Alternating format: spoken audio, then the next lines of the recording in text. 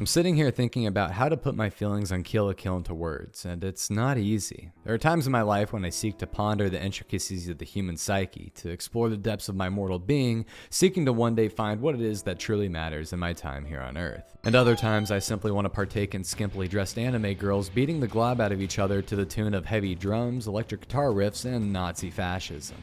Don't lose your way. Kill la Kill, or when translated to Spanish, Kill the Kill, follows Ryoko Matoi, a teenage girl hellbent on discovering the truth behind her father's unforeseen death. This leads her to enlisting in public education, whose authoritarian structure offers quite the challenge for our leading lady. In classic Trigger fashion, she finds herself slowly fighting her way up the chain of increasingly strong and powerful opponents, resulting in us somehow out in space, and the whole thing being resolved with the power of friendship. I've always viewed Kill la Kill as the spiritual successor to Gurren Lagann, which it is in more ways than one. And while I may prefer the story and overall themes of the latter, there's no denying that what this show has matters. Kill la Kill is an experimental, high-octane action fiesta that displays some of the best talent the industry has to offer. It is also a jumble of comedic elements that are about as subtle as Kendrick Lamar's disdain for Aubrey Drake Graham, which then in turn makes you forget that its core narrative and drama revolves around the importance of one's individuality.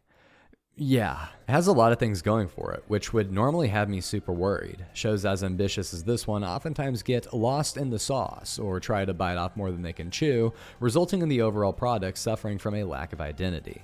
However, at no point does the show waver in its goals. Kill la Kill makes sense because it doesn't make any sense. It embraces its bombastic insanity from the very get-go, cranking the dial up to 11 in every facet and never failing to floor the gas, resulting in a really fun, succinct 24-episode series. The only reason any of this works is the uninhibited creativity that exudes from every single individual pore of the show. This isn't something exclusive to Kill la Kill. In fact, it's what makes the collection of Studio Trigger's work so intriguing. The lengths they'll go to ensure a joke lands, the freedom the team is given when it comes to the manipulation of proportions, style, and color, all of it factors into this unique vision. No idea is ever too out there, no challenge is ever overly ambitious, and the end products often end up embodying this mindset. Someone legitimately sat there and mistakenly said out loud, "I think we should have 49-second long magical girl transformation sequences with lots of gratuitous no-no shots," and instead of renouncing him like the degenerate he is, everybody else thought, that's not a bad idea, and boom, there it is. It may not be for everyone, but man, there is something beautiful about witnessing people's unfiltered imaginations. With animation, if you can dream it, then you can bring it to life. There's nothing stopping you other than a pencil, a piece of paper, and crippling arthritis. This may result in a situation where a woman who's breastfeeding her baby pulls out a strap and unloads on a school bus, but I am here for all of it. If this somehow isn't your sense of humor, first of all, why are you watching this video? And secondly, not to worry, the fight scenes are sublime. If a show were to ever dedicate itself wholeheartedly to the rule of cool, the result would look pretty close to this. Is the fight choreography realistic? No. Can a girl's clothes turn into a jet turbine and let them soar across the sky?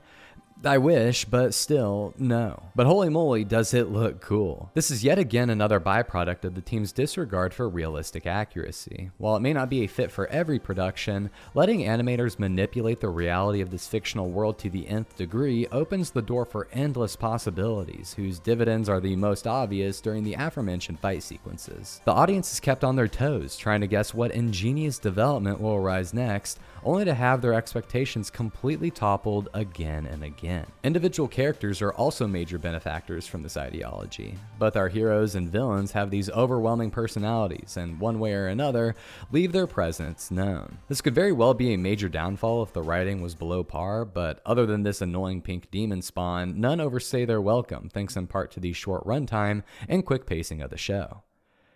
God, I miss this thing. I genuinely think that everybody should give Kill la Kill a shot. While it may be difficult to explain to your mom that yes, those girls have to wear those kinky little lingerie sets to maximize their battle prowess after she walks into your room to let you know that dinner's ready, what does she know about taste? All she consumes is Criminal Minds, NCIS, and that one Netflix series about that hot serial killer. Kill la Kill was an important project not only because it was Trigger's first and potentially last big financial gamble as an animation studio, but also for the industry as a whole. If it had flopped, we may not have gotten shows like Cyberpunk Edgerunners or Little Witch Academia, which would have been a real shame. But instead it thrived, resonating with people across the world for their unique take on what an anime could be, pushing the conventional boundaries and establishing a distinctive flair all their own. It's an anime made for anime fans, and while it may not be perfect, it accomplished exactly what it set out to do. It is so much fun.